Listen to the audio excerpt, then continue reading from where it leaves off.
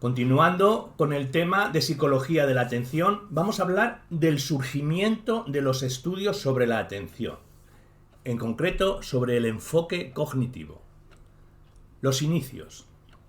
Walford decía que cuando al sujeto se le presentan dos estímulos de rápida sucesión y debe responder a ambos, el tiempo de reacción para la segunda señal depende de la sincronía en la aparición del estímulo que hay entre la presentación 1 y el 2.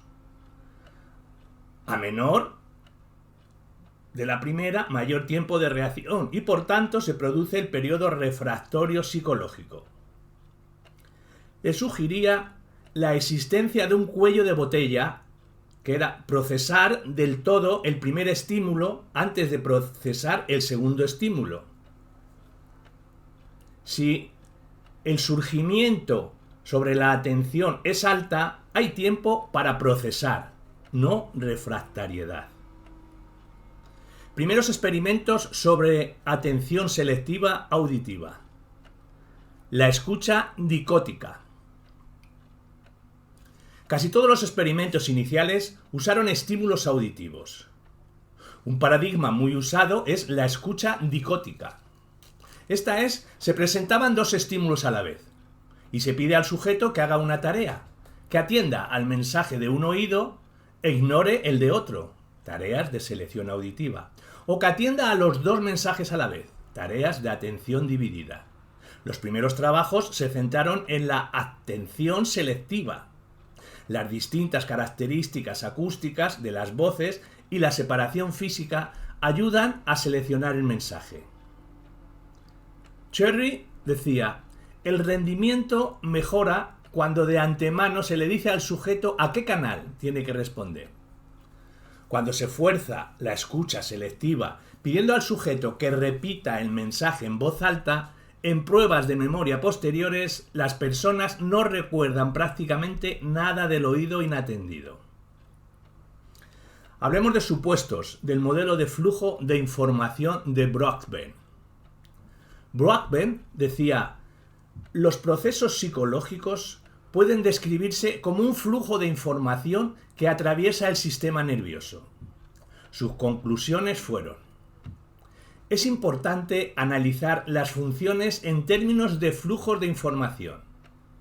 Todo el sistema nervioso puede considerarse como un único canal cuyo índice de transmisión de información es limitado. Y la capacidad limitada del sistema nervioso debía ir precedida por un filtro selectivo que protege al sistema de posibles sobrecargas y que solo permite pasar una pequeña parte seleccionada de la información entrante. El resto quedaría bloqueada. El almacén temporal previo al filtro selectivo es una memoria en la que puede guardarse en paralelo la información no seleccionada durante breves periodos de tiempo. La información se perderá salvo que sea seleccionada para pasar el filtro con el fin de procesarla luego. La selección de lo que nos llega sucede a niveles tempranos del procesamiento y constituye un modelo de selección temprana o estructural. Vamos a hablar de descripción del modelo de flujo de información de Broadbent. Si la atención tenía que dividirse para dos mensajes simultáneos, se dice que el filtro es capaz de conmutar. Broadbent experimentó la atención dividida con dígitos agrupados en parejas.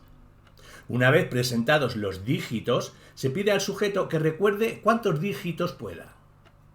Si se recuerdan todos, sucede que la persona primero dice los oídos por un oído y luego los del otro oído.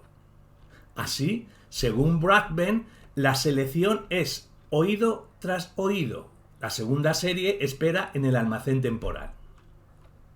La contribución más importante es su diafragma de flujo de información a través del sistema nervioso. Hay un procesamiento en paralelo de la información que atraviesa los sentidos y el almacén temporal hasta llegar al filtro selectivo. El procesamiento posterior al filtro es estrictamente serial.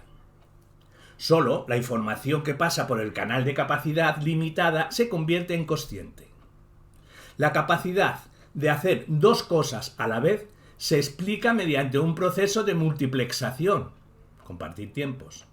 Según esta teoría, no es posible combinar tareas que requieran procesamiento continuo. Solo cuando pueden hacerse sin atención momentáneamente, con tiempo para cambiar de una a otra. Hablemos de retos para la teoría del filtro.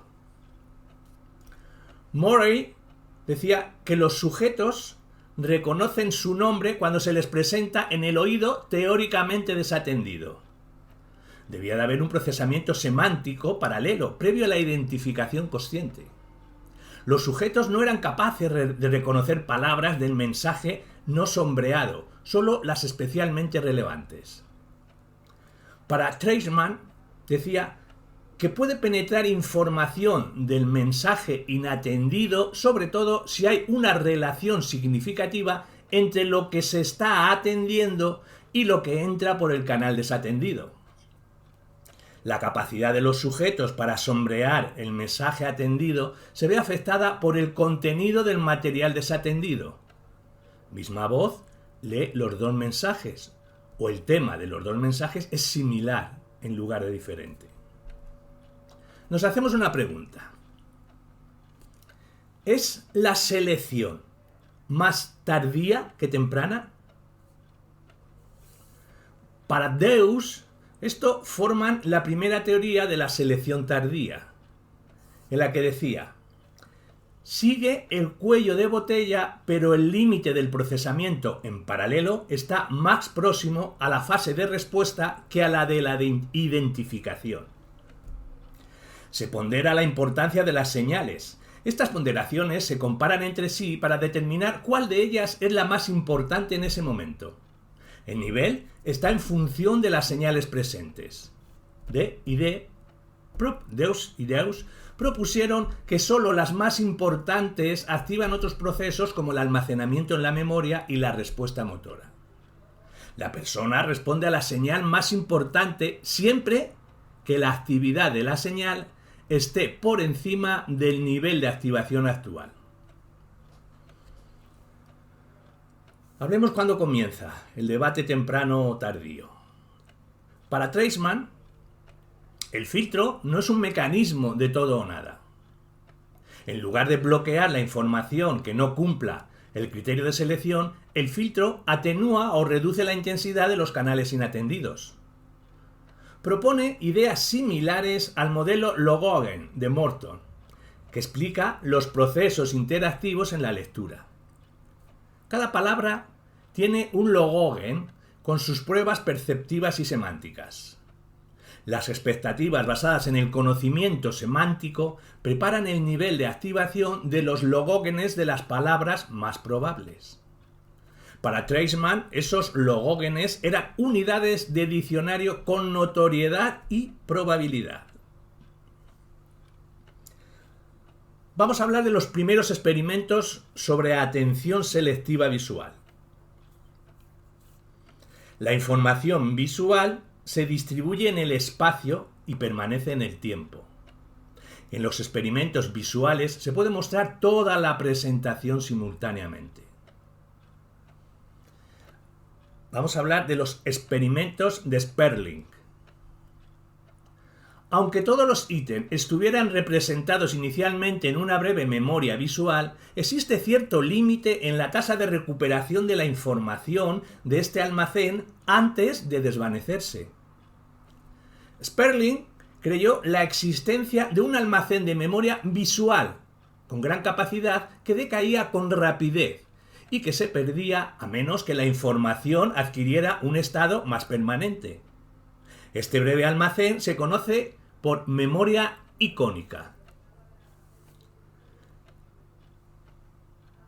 Sperling hizo una modificación y decía que en lugar de que los sujetos informen de todo el conjunto, les dio una señal tras la presentación para indicarles qué fila tenían que recordar.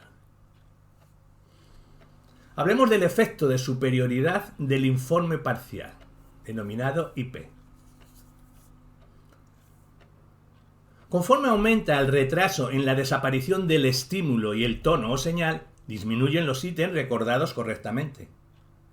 La ventaja de la presentación de la señal se llama efecto de superioridad del IP, el informe parcial, e indica que esta señal se puede usar para transferir selectivamente un subconjunto de ítem a una fase posterior de procesamiento. Otras señales, como el tamaño, el color o la forma, también permiten un procesamiento selectivo.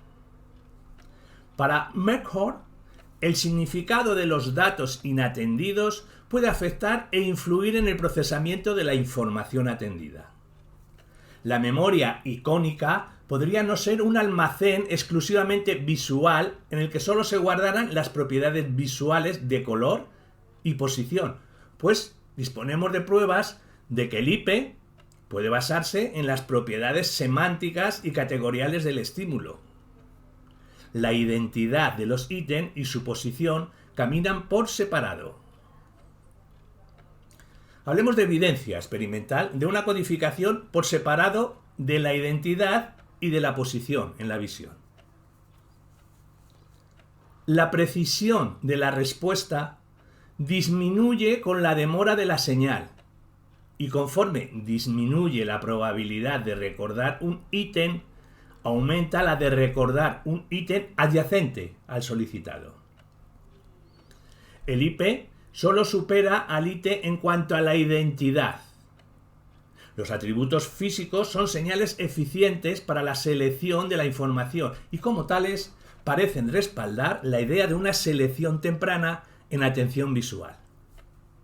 Al igual que en los experimentos de audición, en la visión también hay una influencia de la información categorial que afecta a la selección, lo que apunta a una interpretación tardía de la selección atencional. Hablemos de información pertinente e información no atendida. Según el modelo de Norman, la selección de la información se produce después de acceder la información a la memoria semántica. Y tanto las fuentes atendidas como las inatendidas generan de forma automática unas huellas mnemésticas. Activadas estas, se asignan valores de pertinencia. Esta idea es similar al concepto de Treisman de inputs más probables. Sin embargo, Treisman sitúa el atenuador al principio del sistema y Norman sitúa el procesamiento selectivo tras el acceso en paralelo a la memoria semántica. El modelo de Norman explica fácilmente el efecto de la semántica. Las palabras más probables que se presenten en el oído desatendido recibirán atención por el efecto de pertinencia que se determina el contexto. Autores como Johnson y Haidt consideraban que este cuello de botella tenía flexibilidad de movimiento, de forma que la selección se realizaría lo antes posible durante el procesamiento, pero el lugar exacto donde se produjera la selección dependería de la demanda de la tarea en curso y de las circunstancias dominantes.